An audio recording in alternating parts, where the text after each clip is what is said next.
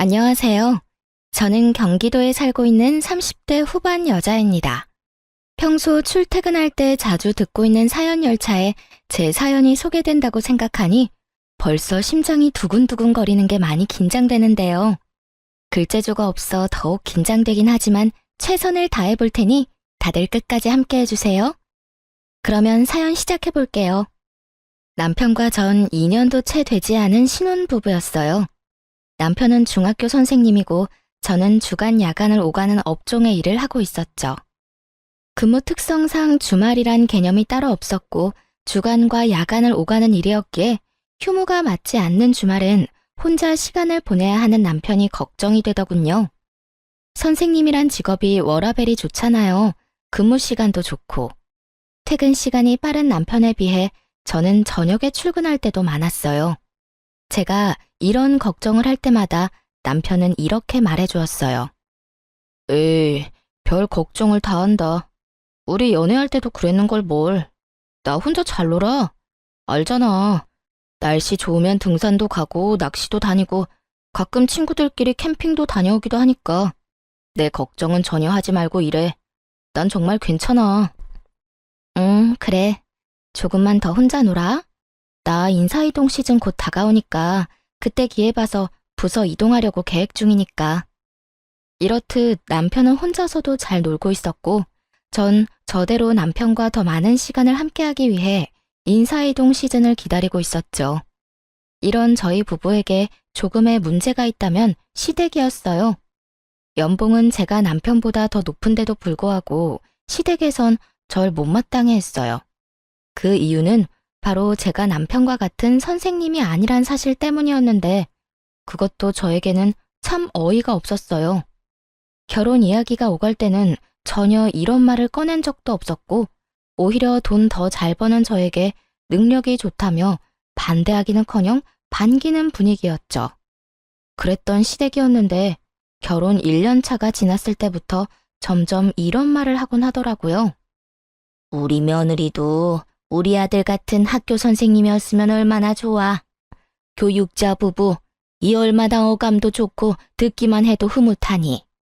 친구들 만나서 이야기할 때 내 위신도 서고 말이다. 아무리 좋은 말도 계속 들으면 듣기 싫다는데 저딴 말을 계속 듣고 있자니 점점 짜증이 나더라고요. 그래서 저도 더는 참지 않고 시모에게 이렇게 말해주었죠. 결혼할 때는 돈 잘 버는 며느리 최고라고 하시더니 이제는 선생님 며느리가 탐나시는 거예요? 진작 선생님 며느리가 좋다고 했으면 저도 남편 포기하고 어머님을 위해서 결혼도 포기했을 텐데요. 제 말에 가시가 가득하다는 걸 남편이 눈치챘는지 결혼 생활을 시작할 때 제가 마련한 집에서 시작한 이야기를 꺼내며 서둘러 제 편을 들기 시작하더군요. 그래 엄마, 언제는 돈 잘 버는 며느리가 최고라고 하셔놓고선. 그리고 엄마 말대로 선생님하고 결혼했으면 내가 지금 대출금 걱정 없이 살 수나 있었겠어. 이 사람이 마련한 집 없었으면 난 지금도 집 대출금이나 갚느라고 월급 구경할 새가 없었을 거야. 그러니까 이 사람한테 그런 말도 안 되는 말 좀 하지 마. 나도 기분 나빠지려고 그런다고. 남편의 말에 시모의 선생님 며느리 타령이 들어가긴 했지만 기분이 나쁜 건 어쩔 도리가 없더라고요. 제가 더 기분이 나쁜 건 저를 그렇게나 못마땅해 하면서도 저에게 끊임없이 용돈을 요구한다는 것이었는데요. 처음엔 두세 달에 한 번씩 돈을 좀 달라던 시모는 어느새 한 달에 두어 번씩 용돈 요구를 하는 날도 생겨나더군요. 저는 처음부터 시모가 용돈을 요구할 때마다 제 돈만이 아닌 생활비 목적으로 남편과 함께 다달이 모은 돈에서 시모의 용돈을 줘버렸죠. 처음 두세 달에 한 번씩 용돈을 줄 땐 아무 말도 하지 않던 남편은 한 달에 두어 번씩 적게는 10만 원, 많게는 50만 원씩 생활비에서 돈이 빠져나가니 짜증을 내기 시작하더군요. 아니, 무슨 용돈을 그렇게 많이 자주 드리는 거야? 그렇게 주고 나면 우리 생활은 어떻게 해? 기가 막히더군요. 제가 친정에 흥청망청 돈을 쓰는 것도 아니고 다름 아닌 시댁에 주는 돈을 그것도 오롯이 남편 돈만이 아닌 제 돈도 포함된 생활비에서 주는데 저에게 짜증을 내니 기가 막히고도 남을 상황이었죠. 여보, 이 돈 내가 친정에 주는 돈이라고 착각이라도 하고 있는 거야? 그 돈 당신 집에 주는 거야. 그것도 내가 먼저 챙겨드린 것도 아니고 어머님이 이런저런 핑계 대면서 돈 달라고 하도 성화를 부리셔서 준 거라고. 지금 짜증낼 사람은 당신이 아니라 나인 거 몰라? 우리 생활비는 당신 돈, 내 돈 합쳐서 쓰는 건데 그 돈에서 어머님 드리는 거라고. 그리고 지금 짜증을 낼 대상이 이상하다고 생각 안 해? 내가 아니라 어머님한테 짜증내든 화를 내든 하란 말이야. 어머님이 달라고 하는데 내가 어떻게 딱 잘라도 안 된다고 그러냐고. 아무리 그렇다고 해도 안 되는 건 안 된다고 해야지. 당신은 그런 말도 못해서 어쩌려고 그래? 어떤 날은 치과에 간다고 돈 달라 그러시고 어떤 날은 친구 만나러 가는데 돈이 없다고 돈 달라 그러시는데 어떻게 못 준다고 그래. 그렇게 말하는 당신이 못 준다고 그러면 되겠네. 남들이 들으면 내가 친정부모님께 용돈 퍼다 주고 있는 줄 알 거다. 지금 이 상황에선 당신이 나한테 짜증을 낼 게 아니라 나한테 미안해해야 하는 상황이라고. 생활비에 내 돈도 들어간 거 잊었어? 왜 나한테 짜증을 내? 내가 언제 짜증을 냈다고 그래. 아휴, 됐어. 내가 알아서 할 테니까 당신은 아무 말도 하지 말고 있어. 남편은 제 말에 기분이 상해버렸는지 사과 한마디 없이 본인이 알아서 하겠다곤 해버리곤 대화를 끝내버리더군요. 그 후 시모의 용돈 요구는 없어졌지만 다른 식으로 저를 괴롭히기 시작했어요. 당시 시댁에선 아침부터 적어도 5첩밥상 이상을 차려 먹는 집안이었는데 제가 야간을 하고 퇴근하는 아침이라든지 피곤함이 절여있는 휴일날엔 어김없이 연락이 와 아침을 차리라는 말도 안 되는 요구를 하기 시작하더라고요. 처음 한두 번이야 시모가 많이 아프다고 하니 가서 차려드렸지만 막상 시댁에 가보면 시모의 상태는 저보다 더 팔팔해 보였고 이런 말도 안 되는 요구를 따라주면 안 되겠다 싶었어요. 그날도 전 야간을 하고 퇴근하고 있었고 시모에게선 또 연락이 와 시댁으로 오라고 하더군요. 일 끝났지? 오늘도 우리 집에 좀 들렀다 가려무나. 왜요? 또 손가락 하나 까딱할 힘도 없이 편찮으세요? 그래. 나이가 들어서 그러는가 요즘엔 아침만 되면 힘도 없고 몸도 안 쑤시는 데가 없는 게 컨디션이 영 말이 아니야. 그러니까 얼른 와서 아침 좀 차리려무나. 어머님, 매번 편찮으시다고 해서 가보면 저보다 혈색이 더 좋으세요. 아프고 피곤한 걸로 치면 제가 어머님보단 한 수 위인 것 같은데 그러지 말고 어머님이 저희 집에 좀 와서 아침밥 좀 차려주시면 안 될까요? 저는 오첩 밥상까지는 바라지도 않고 그저 죽 정도면 되는데요. 소화도 잘 되고 먹고 빨리 잘 수도 있고 말이에요. 저는 작정을 하고 시모의 요구에 답을 하고 있었고 시모는 이런 저의 말에 화가 나는지 언성을 높이기 시작하더라고요. 뭐야? 너 지금 이 시어머니한테 네 아침 밥상이나 차리라 이거니? 나 컨디션 안 좋다는 말은 어느 귓구멍으로 들은 게야? 어머님도 아시다시피 저는 방금 전까지 밤새도록 일하다 왔는데 그 컨디션은 제가 더 안 좋지 않을까요? 그러니까 제 밥상 차려주실 거 아니면 앞으로 이런 전화 하지 마세요. 저도 며느리이기 전에 사람이고 저도 힘들고 피곤한 거 알아요. 그러면 저 진짜 너무 많이 피곤해서 전화 끊을 테니 정 몸이 힘드시면 시켜 드세요. 들어가세요. 집에서 가까운 거리도 아니었고 적어도 1시간은 걸리는 거리인데 그저 저를 부려먹기 위해 저러는 것에 더는 노란하고 싶지 않았기에 저는 더욱 단호하게 말하곤 전화를 끊어버렸습니다. 그 뒤로도 시모는 연락이 와 아침밥을 요구했지만 그때마다 전 못 간다는 말과 함께 전화를 끊어버렸어요. 그렇게 시모에 대한 스트레스도 쌓이는데 남편 역시 의심스러운 행동을 하기 시작하더군요.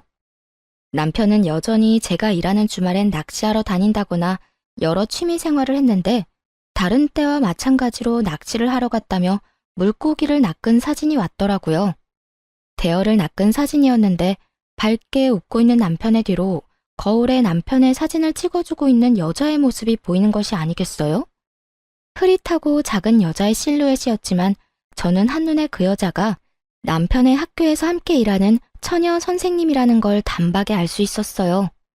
그 여자는 저희 결혼식에 참석했을 뿐 아니라 소풍을 다녀온 사진이라든가 학교에서 하는 각종 행사 사진을 보다가 워낙 예쁘게 생겨 저도 모르게 눈길이 가던 여자였어요. 전 바로 남편에게 답장을 해 누구와 갔냐고 물어보았어요. 여보, 또 혼자 갔어? 아니면 이번엔 같이 간 사람이 있는 거야? 학교 선생님들이랑 왔어. 매번 내가 낚시터에 다닌다고 하니까 다들 궁금해하길래 시간 맞는 사람들 맞춰서 같이 왔지. 그래? 심심하진 않겠네. 좋은 시간 보내. 저는 이렇게 마지막 문자를 보냈고 제 문자에 남편은 단체 사진을 찍어 보내주더군요. 남자 셋, 여자 셋. 짝을 맞춰 놀러 간 것이 걸리긴 했지만 더는 이런 식으로 의심을 했다간 정말 끝도 없을 거란 생각에 나쁜 쪽으로 생각하지 않으려고 무던히 애를 썼습니다. 거기에다 돌아온 남편의 휴대전화를 살펴봤을 때도 수상한 내용도 없었기에 괜한 오해로 사람을 의심하지 말자고 생각했던 것이었죠. 그러던 어느 주말, 저도 쉬는 주말이었는데 원래 이런 주말엔 오롯이 저와 시간을 보내던 남편은 그날따라 무슨 일인지 아주 중요한 약속이 있다며 나갈 채비를 하더라고요. 주말에 무슨 일이길래? 원래 이런 날엔 나랑 시간 보내줬었잖아. 그게 선생님들이랑 애들 이야기도 좀 할 겸 해서 다 함께 모이기로 했어. 그때 사진 보내줬던 선생님들 있지? 다 모인다는데 나만 빠질 수도 없는 노릇이잖아. 다른 것도 아닌 애들 때문에 이야기 나누는 자리기도 하고 말이야. 일찍 들어올 테니까 혼자 조금만 있어.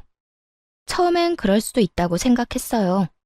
요즘 애들 교육하기 참 힘들다는 말을 달고 살기도 했고 가끔 이런 날도 있겠지 하는 마음에서 선뜻 보내줬던 것이었죠. 하지만 그런 날들이 많아지는 것도 모자라 평일조차 남편의 귀가 시간이 늦어지며 술에 취해 들어오는 날이 잦아져 결국 전 남편에게 한 소리 하게 되었어요. 여보, 정말 해도 해도 너무한 거 아니야? 요즘 왜 이렇게 늦어? 주말이고 평일이고 할 것 없이 너무 늦잖아. 당신이야말로 너무한 거 아니야? 난 당신 일 때문에 나랑 시간 못 보내는 것도 당신 편의대로 다 맞춰서 다 이해하고 혼자만의 시간도 척척 잘 보내는데 당신은 이런 것도 이해 못 해줘? 내가 선생님들 만나서 노는 것도 아니고 다 일의 연장 아니야. 나라고 뭐 좋아서 이러는 줄 알아? 당당히도 저딴 말을 하는 남편을 보는데 절로 콧방귀가 다 나오더라고요. 일의 연장이라는 사람이 짝 맞춰서 낚시 다니고 캠핑 다니고 허구한 날 술 마시러 다니는 게 말이나 된다고 생각하세요?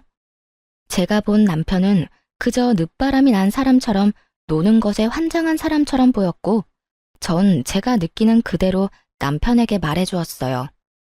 일의 연장? 일한다는 사람이 낚시 다니고 캠핑 다니고 하루가 멀다고 술 마시고 다니는가 봐. 그걸 누가 믿어? 지나가는 사람 아무나 붙잡고 물어봐. 누가 그렇게 생각이나 해주는가? 열이면 열, 백이면 백. 젊은 사람들끼리 모여서 놀러 다니는 거라고 할 거라고. 나는 안중에도 없고 그저 그 선생님들이랑 시간 보내느라 바쁘잖아 요즘. 당신이 내 입장이면 섭섭하지 않겠어? 난 어찌되었든 이렇게까지 자주 모여 놀러 다니는 것도 싫고 하루가 멀다고 술 마시고 늦는 것도 싫어. 당신이 싫다고 하면 내가 안 해야 해? 그리고 섭섭? 당신 말 한 번 잘했다. 나도 섭섭했어. 당신이 일한다고 나 혼자 집에 있을 때 나도 섭섭했다고. 이거 왜 이래? 그리고 내 일은 내가 알아서 할 테니까 나한테 잔소리하지 마. 당신 눈엔 내가 놀러 다니는 걸로 보일지 몰라도 난 낚시 다니고 캠핑 다니면서 선생님들이랑 깊은 대화도 많이 하고 애들 이야기도 많이 해서 도움이 많이 된다고. 그러니까 더는 이런 걸로 실랑이하지 말자. 당신 아니라도 나 요즘 피곤해. 남편은 더는 저와 대화도 하기 싫다는 듯 고개를 좌우로 내저으며 자리를 피해버렸고 그 뒤로 늦는 일이 줄어들지 않더군요.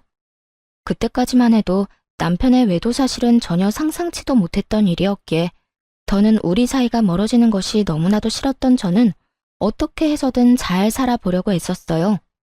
한마디를 해도 더 다정하게 하려고 했고 남편이 늦더라도 될 수 있으면 이해해 보려고 했죠. 그럼에도 남편은 점점 더 멀어지는 느낌이 들었고 전 남편과의 관계 개선을 위해 남편이 운동을 간 헬스장으로 간식을 싸들고 찾아가게 되었죠.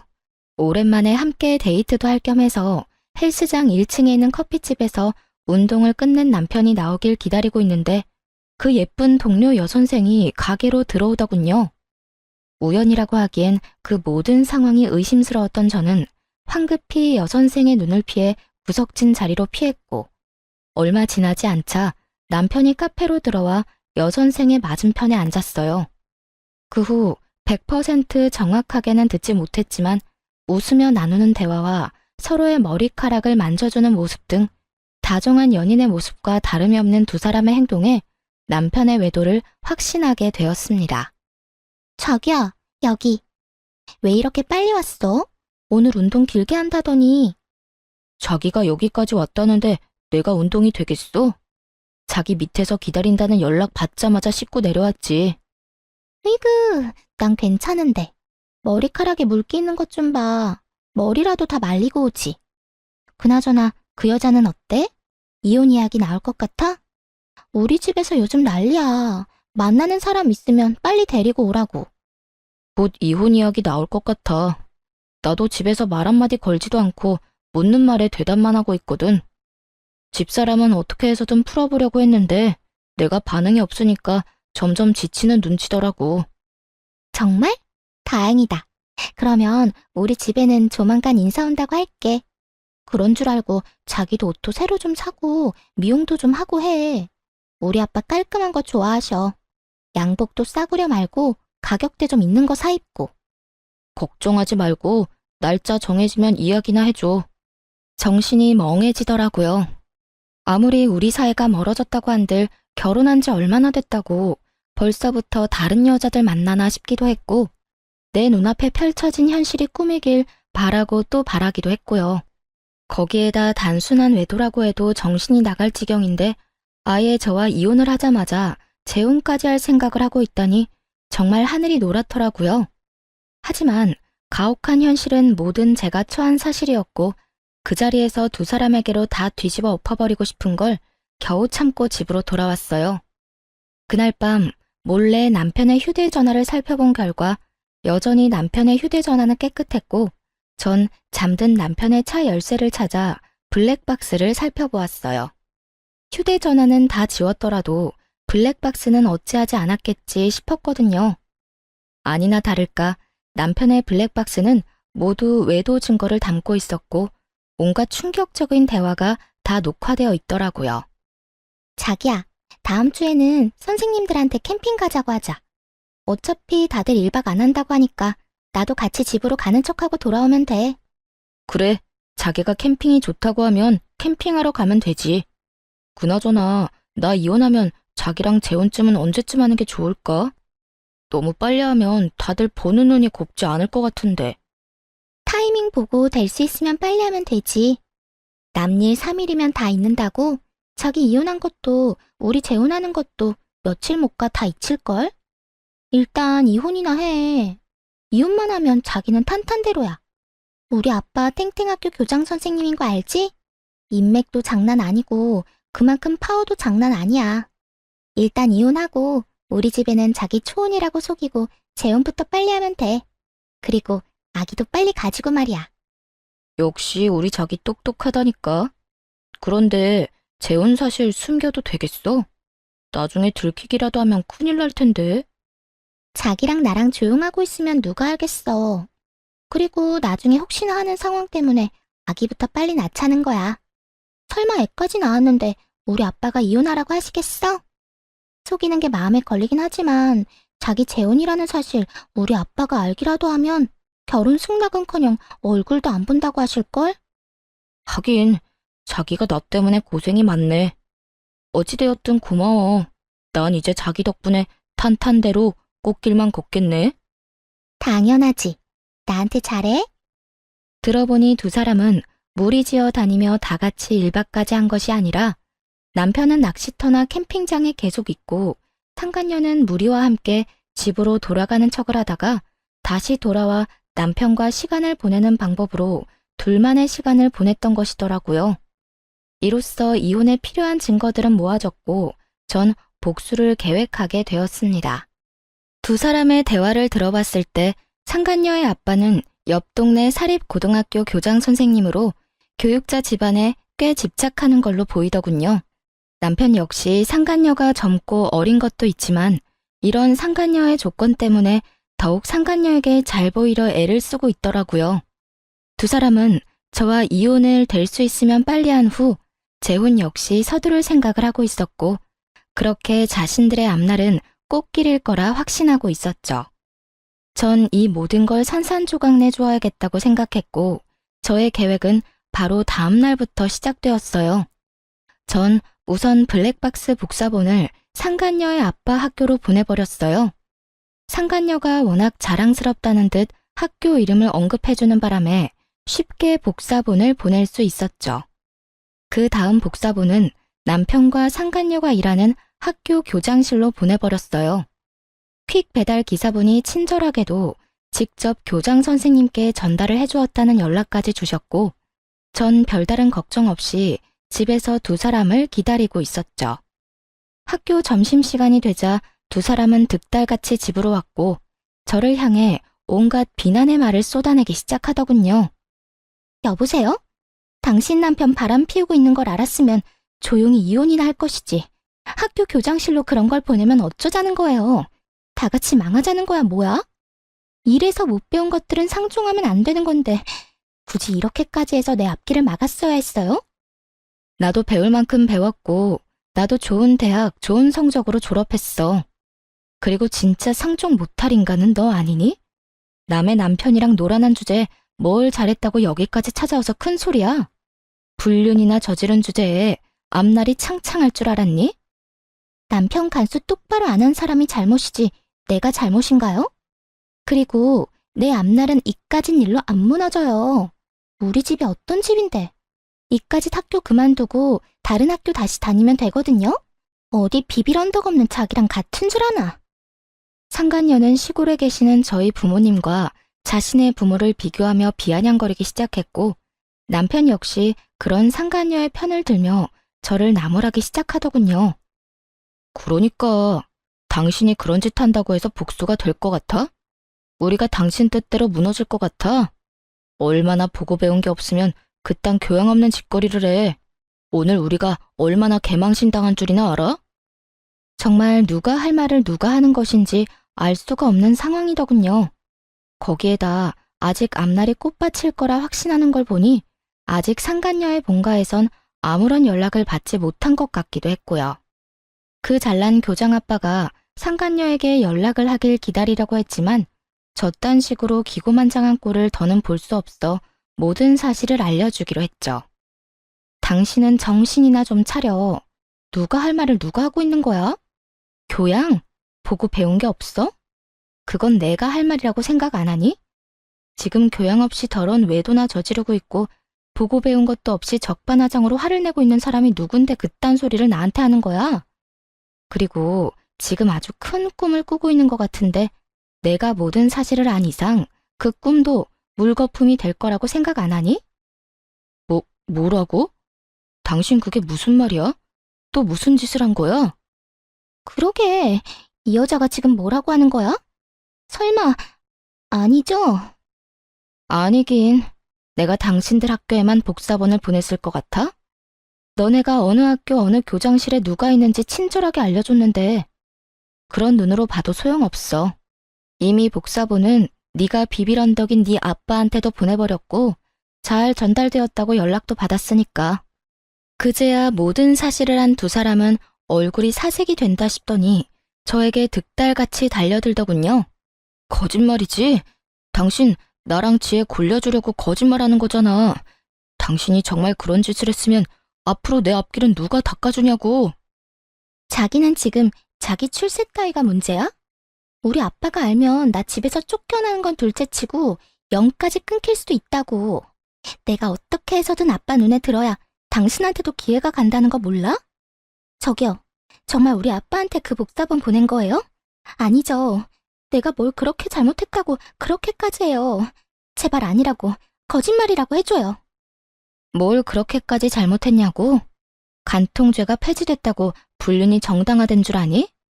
너 조강지처가 버젓이 두 눈 뜨고 있는데 몰래 만나는 것도 모자라서 이혼까지 시키려고 했었어. 그 정도면 나한테 죽을 죄를 지었다고는 생각 안 하니? 복사본을 정말로 보냈냐고? 생각 같아선 복사본을 보내는 게 아니라 직접 가지고 가서 틀어주고 싶은 걸 겨우 참았어. 그러니까 여기서 M1 사람한테 헛소리하고 있지 말고 네가 사랑하는 저 남자까지 챙겨서 네 집에나 가봐. 한시라도 빨리 가서 빌어야 네 집에서 빌어먹을 밥풀이라도 있지 않겠니? 끝까지 현실을 부인하던 상간녀는 단호한 제 말에 눈을 뒤집고 저에게 달려들더니 허우적거리며 손을 뻗더라고요. 평생 운동이란 걸 해보지 않은 듯한 움직임이었죠. 어이없던 저는 상간녀의 손을 확 낚아채고 악소리가 나게 팔을 있는 힘껏 꺾어주었어요. 이거 나? 이 여자 정말 미쳤나봐. 이거 나? 미친 건 내가 아니라 너지. 어디 건방지게 손까지 내밀어 내밀기는. 내가 그렇게 우스웠니? 어디 상간녀 주제에 여기가 어디라고 찾아와? 제정신이 아닌 게지. 생각 같아선 정말 가만두고 싶지 않은데 괜히 내 손 더럽히기 싫어서 보내주는 거니까 곱게 보내줄 때 가라. 저는 상간녀를 남편의 쪽으로 밀어버렸고 남편은 상간녀를 부축하며 저에게 온갖 험한 말을 쏟아내기 시작하더군요. 당신 정말 제정신이야? 배웠다는 사람이 왜 이렇게 무식하게 굴어? 이러다 어디 크게 다쳤으면 당신이 책임질 거야? 내가 좀 밀었다고 크게 다칠 정도면 걔는 걸어다니지 말고 병실에 누워 있어야 하는 거 아니니? 그 정도로는 진단서도 안 나오니까 걱정하지 말고 얼른 가. 여기서 더 소란 피웠다간 나 진짜 경찰이라도 부를 거니까. 그런 줄 알고 더 난동 피우려면 피워보든가. 전 두 사람을 향해 경찰을 부를 거라며 으름장을 놓았고 두 사람은 끝까지 저에게 험한 말을 쏟아내며 돌아가더군요. 전 두 사람이 가자마자 비밀번호도 바꿔버렸고 이 모든 것을 예상해 몰래 모든 상황을 녹화 중이던 휴대전화도 잘 챙겨두었어요. 이로써 더욱 확실하게 이혼 준비를 마친 저는 이혼 소송을 준비했습니다. 남편과 상간녀는 물론이었고 시모에게까지 위자료를 청구했어요. 시집살이 좀 시켰다고 시모에게까지 위자료 청구를 한 것이냐고요? 아니요. 제가 본 블랙박스엔 두 사람 말고도 시모도 함께 찍힌 녹화본이 꽤 있었는데 알고 보니 시모는 두 사람의 외도 사실을 진작부터 알고 절 괴롭히고 있었더군요. 그러니까 제 입에서 이혼 이야기가 나오게 저를 괴롭히고 있었던 것이었어요. 엄마, 집사람 괴롭히고 있는 거 맞지? 왜 별말이 없지? 말도 마라. 그렇게나 괴롭히는데 애가 기죽기는커녕 되려 나를 가르치려고 들고 있어. 넌 도대체 어디서 그렇게 독한 애를 데리고 왔니? 다른 여자들 같으면 이 정도 하면 울고불고 어머님 저한테 왜 이러세요? 말 정도는 나와야 할 텐데 네 집사람은 도리어 나한테 싫다. 앞으로 이런 거 시키지 말라고 하더라. 내가 기가 막혀서. 그래서 더 괴롭히지도 못한다는 말이야? 그러면 내가 그냥 이혼하자고 해야 해? 내가 이혼하자고 해도 집사람 안 해줄 텐데. 어이구 걱정하지 마. 이 엄마가 다 알아서 할 테니. 우선 네 할아버지 제사 다가오는 거 알지? 그때 불러서 일단 마음껏 부려먹으려 하고 있어. 그런데 우리 제사 안 지내잖아.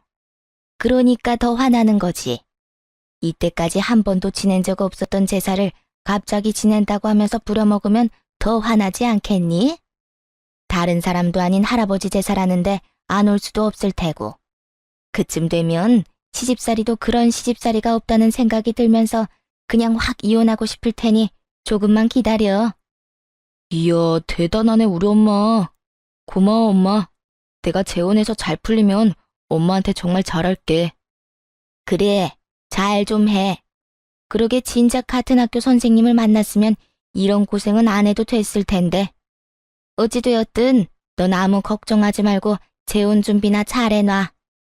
아무리 제가 밉다고 해도 시모까지 이혼을 돕고 있다는 사실을 알았을 땐 정말 치가 다 떨리게 화가 났었는데 소송을 하다 보니 그 더러운 계획에 함께해준 시모에게 고맙다는 마음마저 들더군요.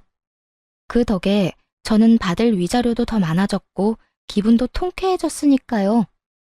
그렇게 전 세 사람 모두에게 위자료를 받고 이혼할 수 있었고 세 사람의 계획은 물거품이 되고 말았습니다. 공무원은 품위 유지 의무가 있는 거 다들 아시죠? 올바른 행실을 보여주고 교육자의 명예를 실추시키면 안 되는 두 선생님이 학생들 몰래 불륜을 저질렀다는 충격적인 소문은 굳이 제가 직접 퍼뜨리지 않아도 이미 입소문이 퍼져 있더군요. 남일은 3일이면 잊혀진다고 당당했지만 불륜, 그것도 선생님이란 직업을 가진 두 연놈들이 그런 짓을 했으니 동료 선생님들 사이에서 오고 가는 이야기를 귀가 밝은 학생들이 모를 리가 없잖아요. 알게 되는 건 시간 문제인 거죠.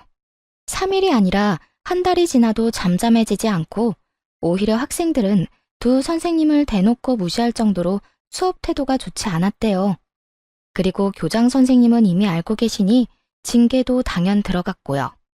그렇게 전 남편과 상간녀는 학교에서 쫓겨난 것은 물론이었고 전 남편의 앞길에 꽃가루를 뿌려줘야 할 상간녀의 본가에서도 처참하게 쫓겨났다고 하더군요. 전 시모는 빚을 내서 저에게 위자료를 준 것도 모자라 선생님 아들과 선생님 며느리가 아닌 백수 아들과 백수 며느리를 꼼짝없이 데리고 살아야 하는 상황이라고 하더군요.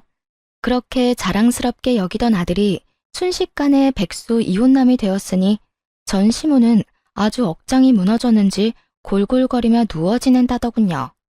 그 후 별다른 소식을 듣지 못하고 살았는데 1년 남짓 지났을 무렵 전 남편에게 울면서 연락이 왔더라고요.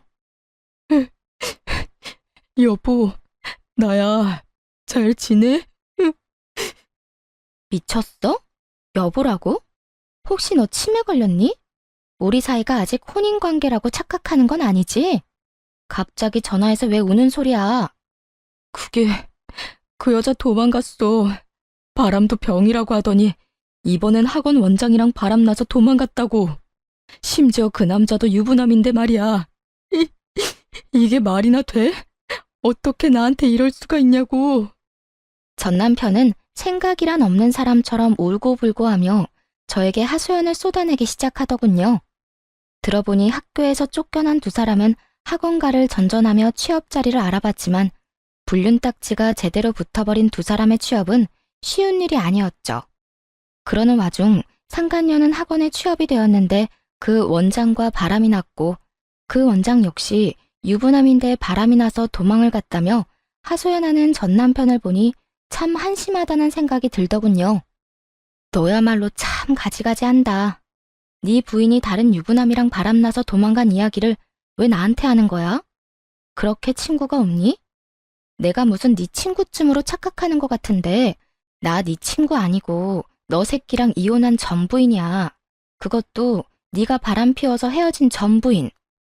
제가 호통을 쳐대자 전 남편은 그제야 정신이 조금 돌아왔는지 우는 소리를 멈추고 저에게 사과를 하기 시작하더군요. 이혼하는 그 순간까지 단 한 번도 한 적이 없던 사과를 말이죠. 미안해. 내가 정말 미쳤었나 봐. 당신도 알다시피 우리 집도 나한테 큰 도움이 되는 집도 아니었고 그렇다 보니 그 여자 배경에 혹해서 나도 모르게 그런 결정을 내렸었어. 지금 와서 생각해보니까 내가 당신한테 정말 하면 안 되는 짓을 했다 싶어. 당신 같은 여자가 또 없는데 말이야. 이제 와서 그딴 말 하면 뭐래? 우리 어제 이혼한 것도 아니고 1년 전에 이혼했어. 거기에다 지금 부인이 바람나서 도망간 이 타이밍에 나한테 사과를 한다고? 왜? 직접 당해보니 내 심정이 이해라도 됐나 봐? 내가 직접 당해보니까 정말 당신한테 못할 짓 했다 싶더라. 내가 정말 미안해. 전 남편은 우물쭈물 말꼬리를 흐리며 말을 아낀다 싶더니 결국 준비한 말을 꺼내기 시작하더군요. 그래서 하는 말인데 우리 다시 시작하면 안 될까? 뭐라고? 나보고 네 상간녀를 하란 이 말이니? 왜? 네 와이프 바람난 꼴 보니까 너도 외도라도 저지르고 싶니? 아니, 그런 게 아니라 내가 다 정리하고 당신한테 갈 테니까 새 출발하자는 말이야. 당신이 다 용서하고 나 받아주면 나 정말 잘하면서 살게. 최선을 다하고 당신만 바라보면서 살게. 정말 제가 얼마나 만만했으면 이제 와서 이딴 말을 할 수 있을까요? 그냥 용서만을 구하려고 연락을 했다고 해도 이가 갈릴 것 같은데 바람난 부인이랑 정리하고 올 테니 다시 저와 재결합을 하자니 정말 눈앞에 있다면 뒤통수를 올려붙이고 싶은 심정이었어요. 넌 정말 내가 호구로 보이니? 이제 와서 네가 울고불고 사연팔이나 하면서 다시 한번 잘해보자고 하면 아, 우리 전 남편이 이렇게나 불쌍하니 내가 다시 한번 잘 데리고 살아야겠네 라고 생각할 줄 알았니? 그때도 그랬지만 너 진짜 되지도 않는 아주 큰 꿈을 꾸는 재주가 있네. 당신을 호구로 본다니 내가 언제 당신을 호구로 봤다고 그래. 난 그저 이제 와서 생각하니 당신한테 너무 미안하기도 하고 이런 일을 겪어보니 아직까지 내 마음엔 당신밖에 없다는 생각이 들어서 그래. 정말이야, 믿어줘. 나 아직까지 당신 많이 사랑해. 사랑? 진짜 소름 끼친다. 1년이 지난 지금에 와서 사랑까지 한다고? 진짜 그 뻔뻔함에 웃음밖에 안 나온다. 야, 한 번만 말할 테니까 잘 들어. 난 너랑 다시 살 생각도 없고 너 같은 인간 사랑하기는커녕 혐오스러워. 내 입 아파서 내 입 더럽히기 싫어서 가만히 있었더니 넌 내가 만만해 보였구나.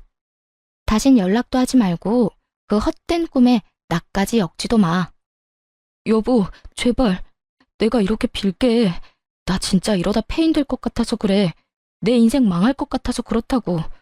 우리가 함께 했던 정을 생각해서라도 나 좀 구해줘. 어? 제발.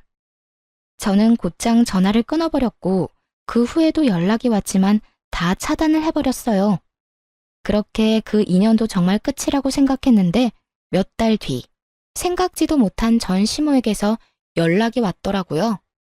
차단을 다 했는데도 불구하고 다른 번호로 전화가 와 피하지 못하고 그냥 받아버렸던 것이었어요. 아가, 잘 지내니? 결혼 생활을 할 때에도 단 한 번도 들어본 적이 없던 아가라는 호칭을 쓰는 전시모를 보며 정말 코웃음이 다 나더라고요. 아가라니 참 낯선 호칭이네요. 그나저나 무슨 일이세요? 그래, 이야기 들었는지 모르겠는데 우리 아들 그 빌어먹을 물건이랑 이혼했어. 이제 호적도 깨끗해졌단다. 그거 참 잘 됐네요. 내가 경험해봐서 아는데 배우자가 바람나서 정신이 나가버리면 그거만큼 답 없는 상황이 또 없더라고요. 그냥 이혼하는 게 서로 편하죠. 그런데 그 소식 알려주려고 전화한 거예요? 전 그런 소식 궁금하지도 않고 듣고 싶지도 않은데요. 냉정하고도 단호한 저의 말에 전 시무는 잠시 한숨을 크게 내쉬더라고요. 그렇게 잠깐의 정적이 흐르는가 싶더니 어렵게 말을 꺼내기 시작했어요. 그래, 내가 네 마음 다 이해한다. 얼마나 성훈이가 밉겠어. 그런데 잘 생각해보면 우리 성훈이가 잘못한 게 없기는 해. 그 젊고 예쁜 여자가 심지어 집안까지 교육자 집안인 여자애가 좋다고 그렇게 쫓아다니는데 남자라면 눈길이 가지 않겠니? 그 한 번 실수에 대한 벌은 충분히 지금 받고 있으니까 아가, 네가 우리 성훈이랑 다시 한번 잘해보면 안 되겠니? 그러니까 지금 저한테 직장도 없을 뿐더러 미래도 없는 사람이랑 다시 결합하라는 말인가요? 심지어 빚까지 있는 남자랑요? 빚은 내가 어떻게 해서든 다 갚아줄 테니 그건 걱정하지 말고 너희는 그저 잘 살기만 하면 돼. 너만 마음 돌려준다면 내가 너희 집엔 발걸음도 하지 않고 연락도 하지 않으마. 우리 성훈이 저렇게 두다간 정말 폐인 될 것 같아서 그래. 네 말대로 취업도 안 되고 집에서 술만 먹는데 내가 아주 미칠 지경이야. 그러니까 네가 좀 마음을 돌려먹으면 안 되겠니? 입에서 나온다고 다 말이 되는 건 아닐 텐데 전 시모는 헛소리를 말이라고 생각하며 잘도 뱉어내고 있더라고요. 아줌마 아들이 누굴 닮아서 그렇게 생각이 없나 싶었더니 다 아줌마를 닮았었네요. 내가 미쳤어요? 허구한 날 집에서 술만 퍼마시는 전 남편, 내가 뭐가 아쉽다고 재결합까지 해요? 뭐라고? 아줌마? 너 지금 말 다 했니? 아무리 그래도 아줌마라니. 네, 아줌마. 내가 이혼까지 한 마당에 어머님이라고 불러드릴 줄 알았어요? 그쪽이라고 해버리고 싶은 거 아줌마라고 해주는 거니까 고마운 줄이나 아세요. 그리고 빚을 갚아준다고요? 내가 알기론 아줌마도 저한테 위자료 주느라 빚쟁이인 걸로 아는데 무슨 수로 빚을 갚아준다는 말이에요? 아, 꼴에 살고 있는 그 집이라도 팔아서 해주려고요. 제발 헛된 꿈 좀 꾸지 마세요. 마음 떠난 사람 붙잡지도 말고요. 이년이 진짜 말이면 다인 줄 아나? 나라고 네가 좋아서 이렇게 연락한 줄 알아? 다 내 아들이 원하니까 자존심 접어두고 연락했더니 뭐? 아줌마? 헛된 꿈? 내가 이래서 네가 싫다고 했던 거야. 내 아들이 저 모양 저 꼴이 된 거 다 너 때문이잖아. 네가 그때 조용히 이혼만 해줬어도 내 아들이 저런 꼴이 될 일도 내 며느리가 바람이 나서 도망갈 일도 없었다고. 그러니까 네가 책임져. 재결합할 게 아니면 돈이라도 내놓으란 말이야. 나하고 내 아들이 준 위자료 다시 다 토해내. 그걸 왜 내가 책임져야 해요? 잘못을 했고 그러니 나한테 위자료까지 줬던 거 기억 안 나나 봐요. 아줌마 아들이 그렇게 된 거나 아줌마 꼴이 그렇게 된 거나 다 그쪽들 책임이지 내 책임 아니라고요. 그게 왜 우리 책임이야? 내가 말했지. 네가 순순히 이혼만 해줬으면 이런 일 없었다고. 네가 그런 것만 안 보냈어도 이런 꼴은 당하지 않았다고. 그러니까 돈 내놔. 돈 내놓으면 더는 귀찮게 하지 않을 테니 돈 내놓으라고. 전 시무는 정신줄을 놓아버린 사람처럼 정신 나간 말을 하기 시작했고 더는 통화하고 있을 이유가 없어 보이더라고요. 이혼까지 한 마당에 가족도 뭣도 아닌 사람에게 욕을 들을 필요도 없었고요. 아줌마, 요즘엔 욕도 조심해서 해야 하는 거 모르는가 봐요. 지금 통화하는 거 다 녹음 중이거든요. 이거 내가 경찰서에 가지고 가서 신고하면 아줌마 또 벌금 내야 한다고요. 그렇게 자랑스럽던 아들 술값 되는 것도 힘들 텐데 어디 벌금까지 내게 해줄까요? 뭐야? 너, 이 고약한 거 사. 나는 고약하기만 하지 당신네들은 고약한 걸 넘어서 파렴치하다고요. 그러니까 더 험한 꼴 보기 싫으면 나한테 연락해서 이딴 말 좀 하지 마세요. 사람이라면 양심이 있어야지. 이혼한 지가 언젠데 연락해서 재결합하라 마라 부탁질이에요. 다시 연락하면 정말 경찰서에서 뜨거운 제외하게 될 테니 그런 줄 알고 끊어요. 저는 전화를 끊어버렸고 그 번호 역시 차단을 해버렸어요. 끝까지 구질구질한 것을 넘어 양심도 없던 그 지긋지긋한 인연과도 그렇게 끝이 났습니다. 그 후 저는 아예 회사를 옮겨버렸어요. 제가 기다리는 인사이동은 되지 않았고 더는 주야간을 오가기 싫어 새 출발을 할 겸 아예 회사를 옮겨버렸어요. 그렇게 5년이란 세월이 지났네요. 저는 어느새 30대 중반을 넘어 40에 가까워지는 나이가 되었고 이직한 회사에 잘 적응하며 진급을 앞두고 있어요. 그리고 또 좋은 소식이 있는데요. 아마도 제가 결혼을 할 것 같네요. 지금 다니고 있는 회사에서 좋은 사람을 만나게 되었고 결혼을 전제로 한 만남을 2년째 이어나고 있어요. 아무래도 이혼이라는 경험이 있어 경계심이 심했던 저에게 끝없는 사랑과 마음을 보여준 멋진 남자예요. 이 남자가 제게 고백을 했는데 차마 제가 마음을 열지 못하고 있을 때 이런 말을 하더라고요. 어떤 일이 있었는지 자세히는 알지 못하지만 전 전에 만났던 그 못난 놈과는 다릅니다. 바람 같은 거 절대 피우지도 않을 거고 절대 배신 같은 것도 하지 않을 거예요. 그러니까 제가 싫으신 게 아니라면 저한테도 기회를 주세요. 일단 곁에 두시고 제가 어떤 사람인지 보여드릴 기회라도 주세요.